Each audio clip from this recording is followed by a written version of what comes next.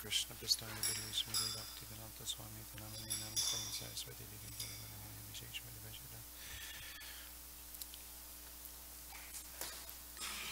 So today we're reading from Srimad Bhagavatam, Canto 10, Chapter 13, entitled Brahma Stealing the Boys and Calves. It's text number 61. Tatra Udvahat Pashupa Vamsha Shushutvanat Advaitam. I'm sorry, I left out a word. I left out Brahma.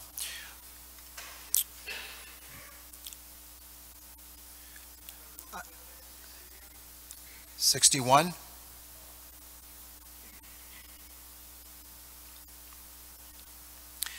Anantam Agadabodham Vatsan Sakin Ivapura Parita Vichinvat Ekam Sapani Kavalam Parameshti Achasta Tadrodvahat Pashupavamsha Shishutvanatyam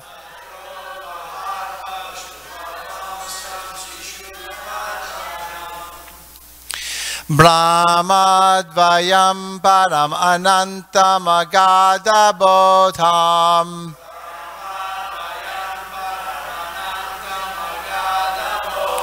Vatsan Sakin Nivapura Parito Vichinvad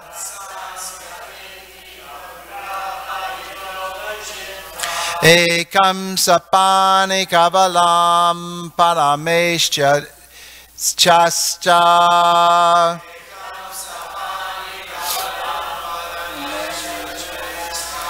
Tatro Vahat Pashupavamsha Shishutvanatyam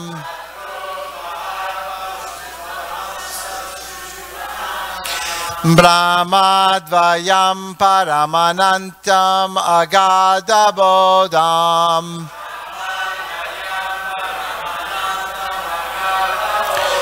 Vatsan Sakin Nivapura Parito Vichinvad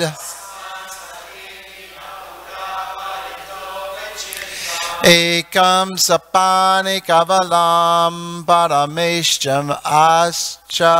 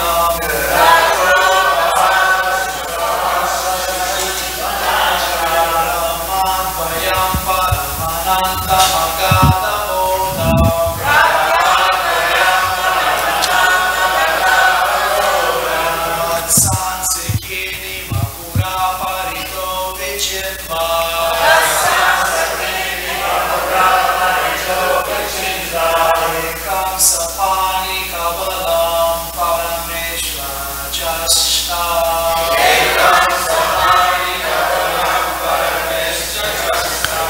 Ladies, please.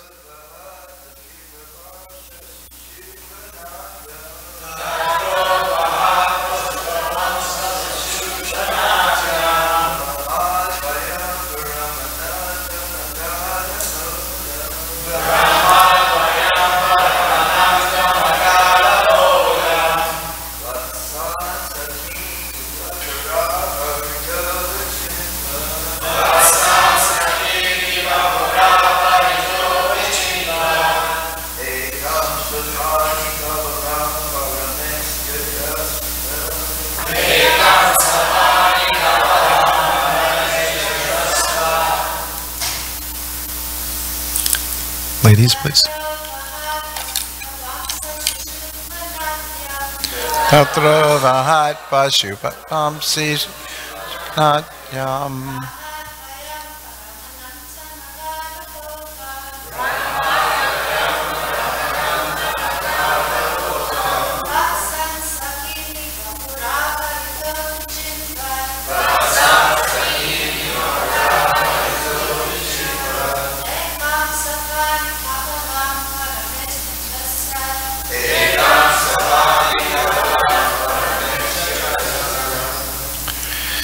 Tatra, there, in Vrindavan, Udvahat, assuming, Pashupavamsha,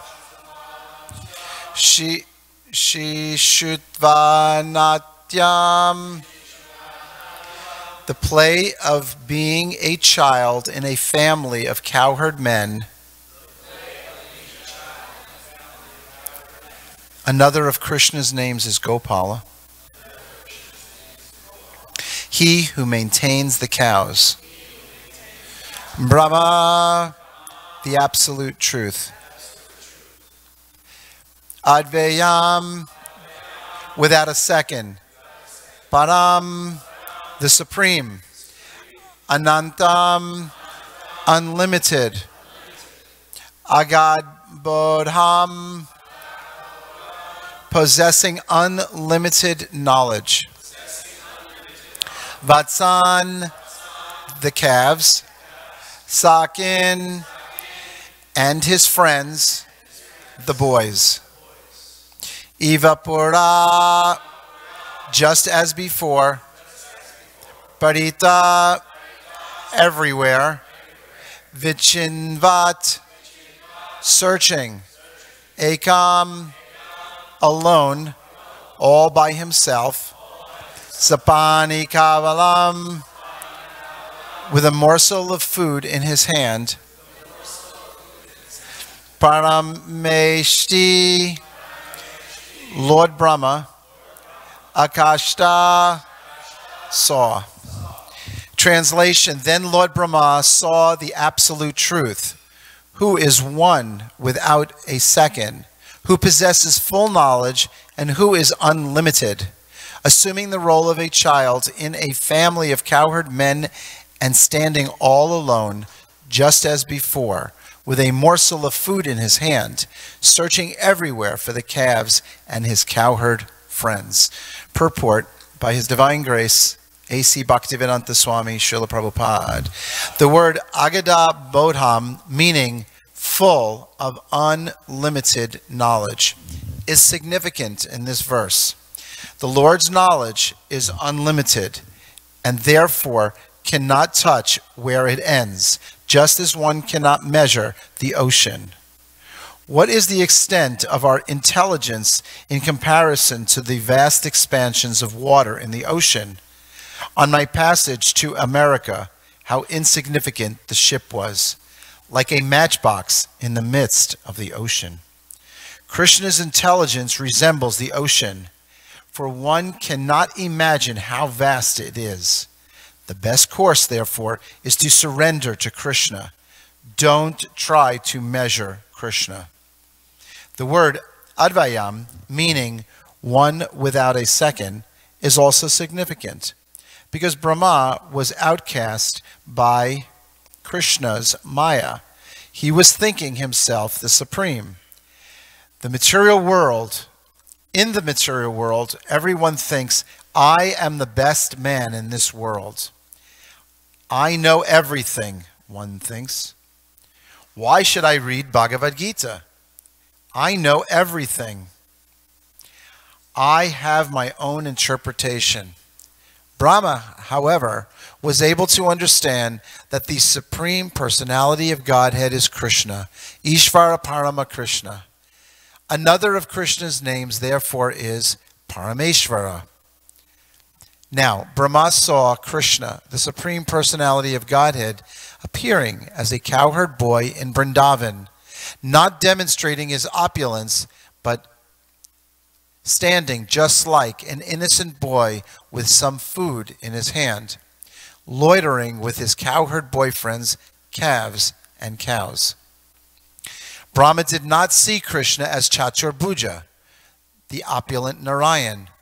Rather, he simply saw an innocent boy. Nonetheless, he could understand that although Krishna was not demonstrating his power, he was the same Supreme Person. People generally do not appreciate someone unless he shows something wonderful. But here, although Krishna did not manifest anything wonderful, Brahma could understand that the same wonderful person was present like an ordinary child, although he was the master of the whole creation. Thus Brahma prayed, Govinda Mari Purisham Tamaham Pajami. You are the original person, the cause of everything. I bow down to you. This was his realization. Tam Amham Bajami. This is what he wanted. This is what is wanted. Thank you. Vedeshu Durlabham. One cannot reach Krishna merely by Vedic knowledge. Adurlabham Atma Bhakto. But when one becomes a devotee, then one can realize him. Brahma therefore became a devotee. In the beginning, he was proud of being Brahma, the Lord of the universe. But now he understood, here is the Lord of the universe. I am simply an insignificant agent. Govinda Mari Purusam Tamaha Pajami. Krishna was playing like a dramatic actor because Brahma had some false prestige, thinking that he had some power. Krishna showed him his real position. A similar incident occurred when Brahma went to see Krishna in Dwarka. When Krishna's doorman informed Lord Krishna that Lord Brahma had arrived, Krishna responded, "Which Brahma?" Ask him which Brahma. The doorman relayed this question, and Brahma was astonished. Is there another Brahma besides me? He thought. When the doorman informed Lord Krishna, it is four-headed Brahma, Lord Krishna said, "Oh, four-headed, call others, show him." This is Krishna's position. For Krishna, the four-headed Brahma is insignificant, to say nothing of four-headed scientists. Materialist scientists think that although this planet Earth is full of opulence, all others are vacant because they simply speculate this is their scientific conclusion. But from the Bhagavatam, we understand that the entire universe is full of living entities everywhere.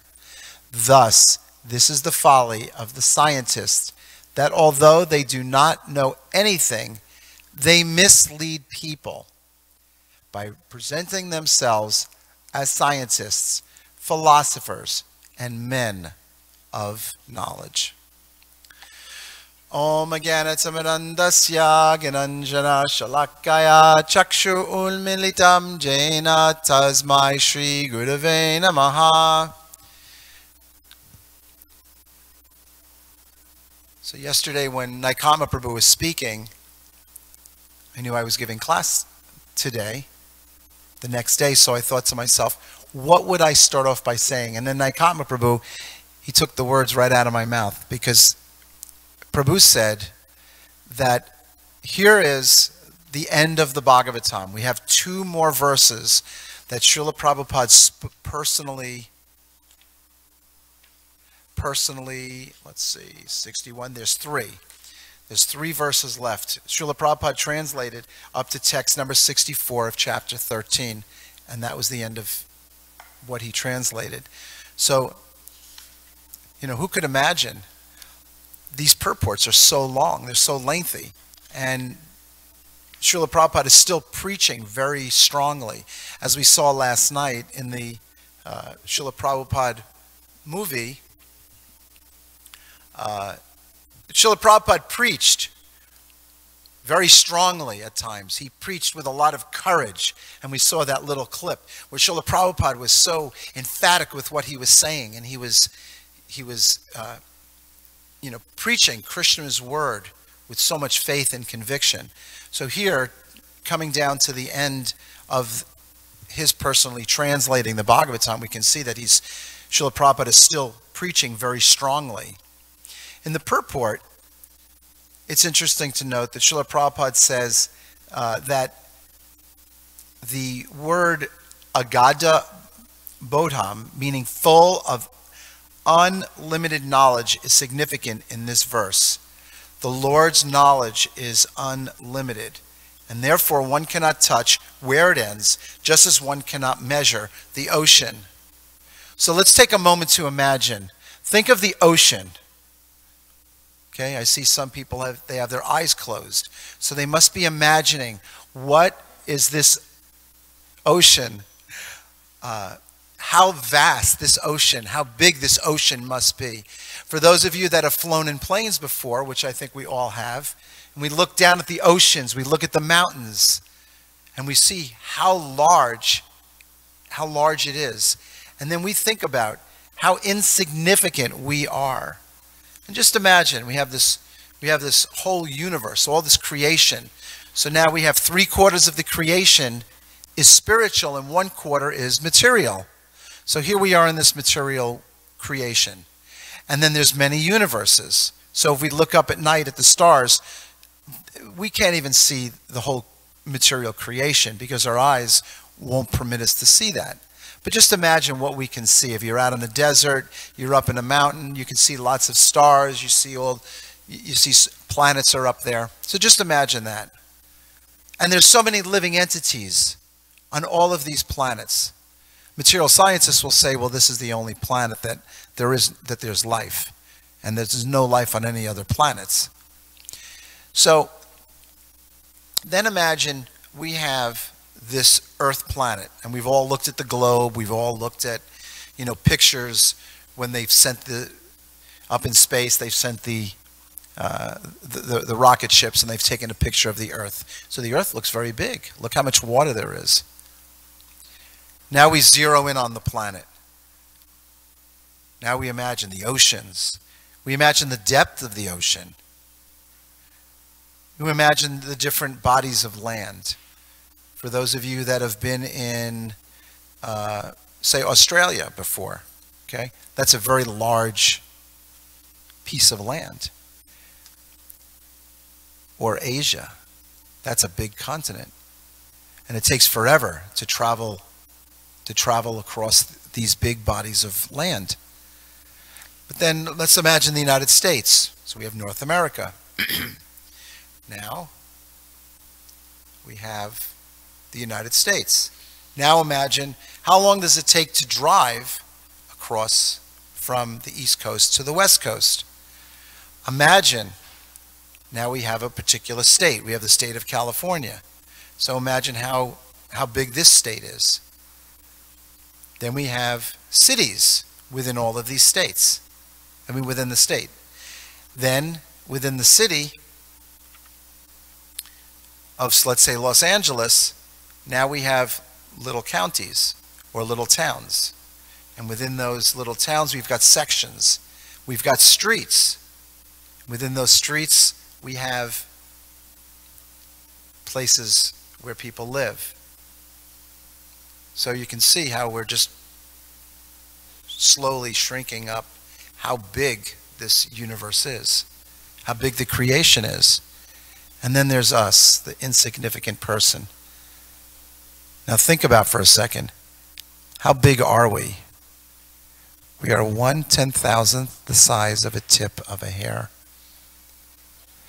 So we're very small. And Krishna's creation is unlimited. And this knowledge, as Srila Prabhupada writes in the purport, full of unlimited knowledge. Lord Krishna's knowledge is unlimited. So because it's unlimited, and because the nature of the soul is to be eternal, this is what everyone is looking for. Everyone is looking for eternality, eternal life. Everyone is looking for bliss. Everyone is looking for knowledge. And the more we read, the more we study Srila Prabhupada's books, the more we realize that there is to be learned. So this Krishna consciousness is an ocean of nectar. It's an ocean of bliss. And as we can see, even in the kirtans, we're experiencing happiness. Because that's the nature, and we're becoming satisfied by that, because that is the nature of the living entity, is to experience this bliss. So we cannot measure how large is Krishna's creation. We cannot measure how large is Krishna's knowledge. And Srila Prabhupada, up until the very end, and we saw this last night, the very end, Srila Prabhupada was preaching Krishna consciousness. Think about how many hours Srila Prabhupada spent, even in the quarters upstairs, from very early in the morning, after maybe sleeping for just a few hours. Srila Prabhupada would get up and translate Srimad Bhagavatam. Srila Prabhupada was Gudikesh. He was conqueror of sleep.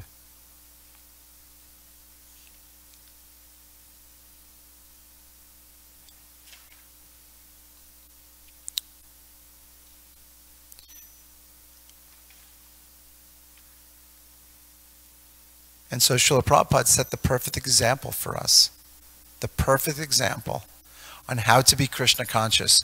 Lord Chaitanya came 500 years ago to show us how to be a devotee. Srila Prabhupada is carrying the chain of disciplic succession down, starting all the way from Krishna in the form of his books. Srila Prabhupada is actually personally present here. He's personally present sitting here on the Vyasasana. He's personally present in his words, as we experience every day, and showing us till the very end of life what it means to be a devotee. So the best course, as Srila Prabhupada writes in the first paragraph, is to surrender to Krishna. Don't try to measure Krishna. So towards the very end of Bhagavad Gita, in the 18th chapter, Krishna says to Arjuna, Sarva dharma parityaja mamekam sharanam vraja aham tam sarva papebhyo moksha yish yami masuchaha. Abandon all varieties of religion and just surrender unto me. I shall deliver you from all sinful reactions. very interesting word-for-word translation here, ma suchaha.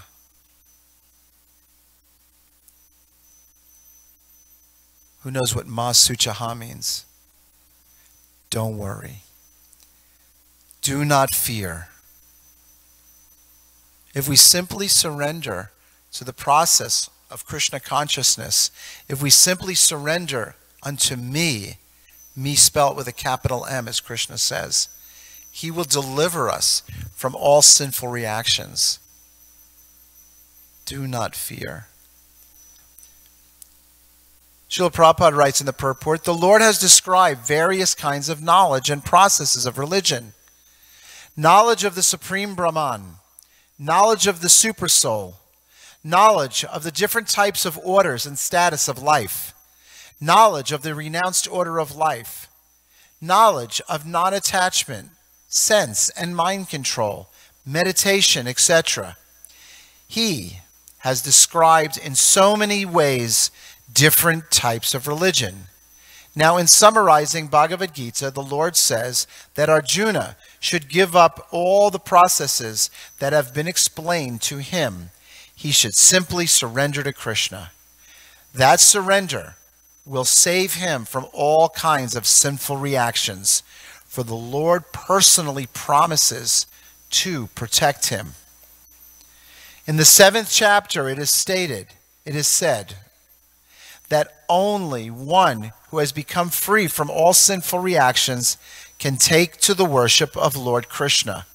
Thus one may think that unless he is free from all sinful reactions, he cannot take to the surrendering process. To such doubts it is here said that even if one is not free from all sinful reactions, simply by the process of surrendering to Sri Krishna, he is automatically freed. There is no need of strenuous effort to free oneself from sinful reactions.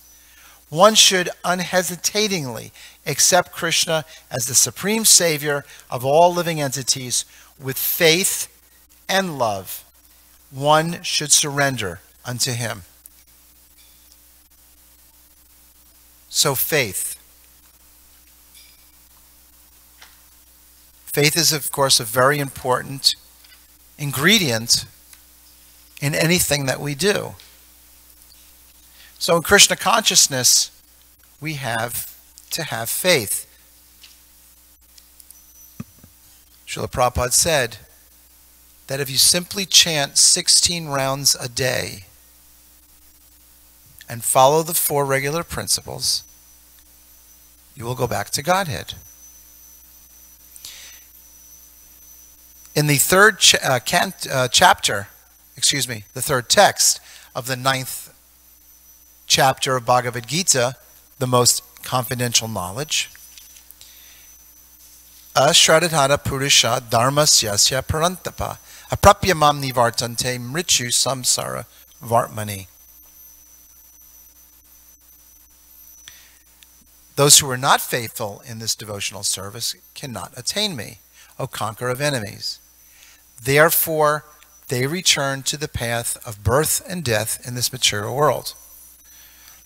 Srila Prabhupada writes in this purport, the faithless cannot accomplish this process of devotional service. That is the purport of this verse. Faith, and this is very important, faith is created by association with devotees. Unfortunate people, even after hearing all the evidence of Krishna literature from great personalities, still have no faith in God. So faith is extremely important.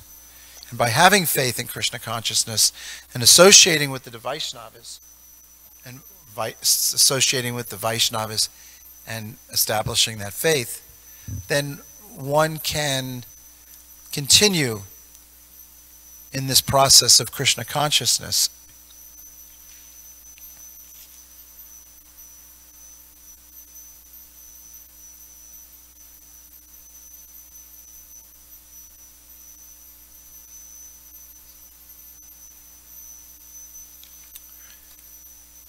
So it was a rather long purport. So today is Vikresh Pandit's disappearance. So I just wanted to say a few words about that.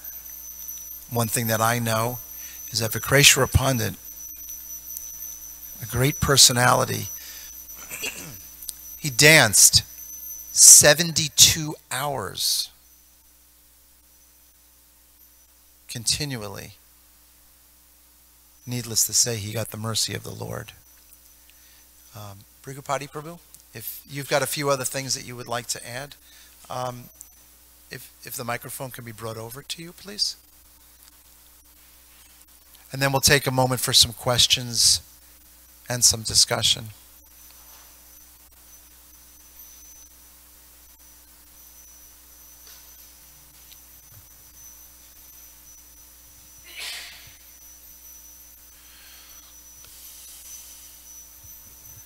I only remembered one other thing, and I hope I'm remembering it correctly.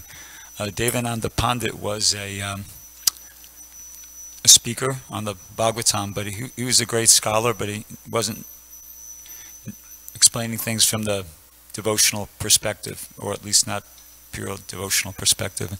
So anyway, I think it was Gadadhar Pandit who was attending his recitations of the Bhagavatam, and Gadadhar Pandit, of course, was pure devotee.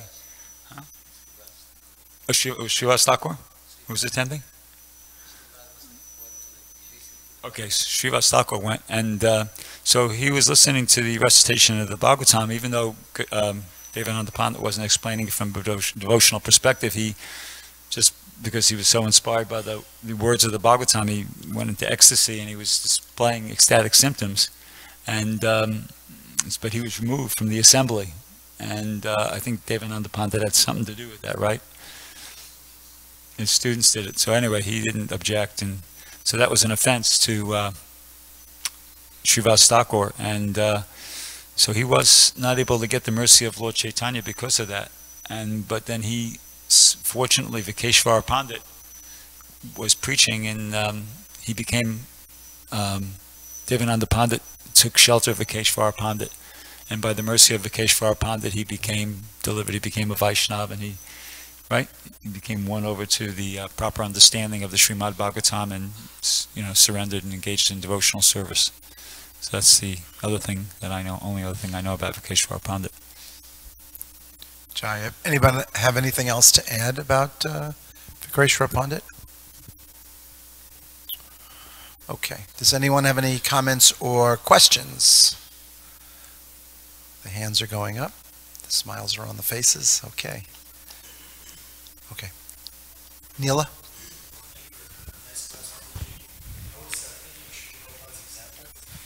Life on other planets, how you were thinking of Srila Prabhupada's example? Yeah, if you look at the ocean, it looks like there's nothing there if you're on a boat. But we all know that there's millions of living creatures which are underneath. So our eyes are quite limited. And another example I was thinking of is if you look at a squirrel, they all kind of look the same. But if you look at people, there's so much difference between us.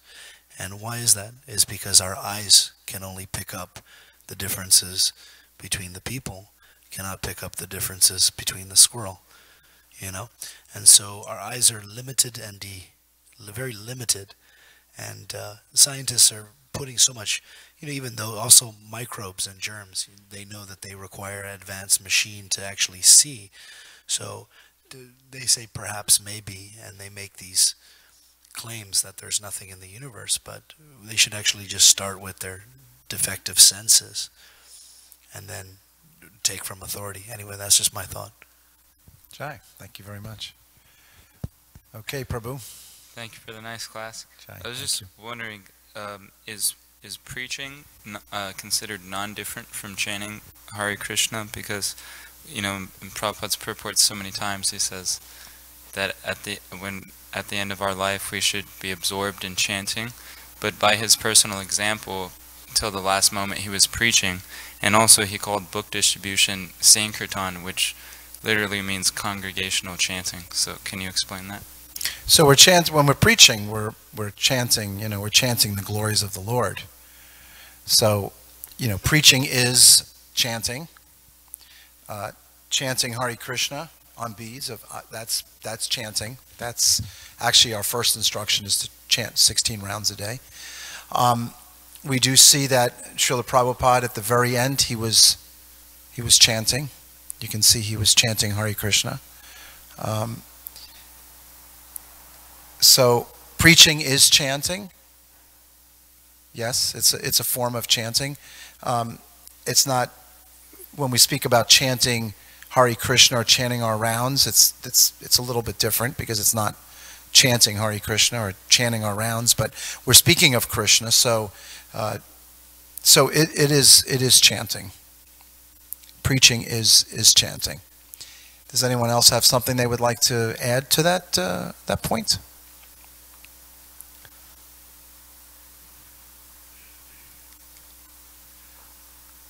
Sacinandana Prabhu? No adding to this, but I was just remembering when you were describing about the unlimited knowledge. In the Chaitanya Charitamrita, it is described that it is said that the scientists and philosophers that may be able to count the grains of sand or count the waves in the ocean or the stars in the universe, but they may never be able to count the wonderful qualities of Krishna and the knowledge of Krishna. And in regards to Devananda Pandey and Vakreshwara Pandey, the way this describes how he started doing service to Vakreshwara Pandey, because he was known to be Vakreshwara Pandey, a person who will dance for 72 hours. He became so attractive to him that he started with like pushing people away, so his to be guru will be able to dance.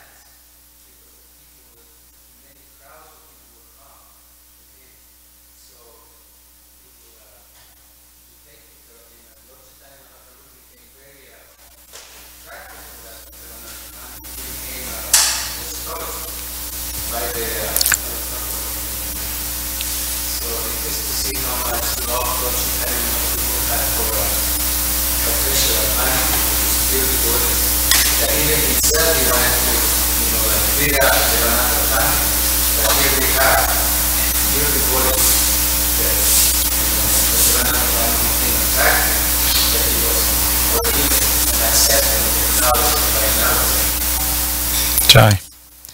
For those watching at home or listening on the radio through the internet, I apologize. The batteries in the microphone ran out, so you weren't able to hear what Sacinandana Prabhu was saying. So I hope everyone here and on the internet, Hare Krishna. Hope everyone has a wonderful day in Krishna consciousness, and thank you very much for coming to Srimad Bhagavatam class today. Srila Prabhupada ki!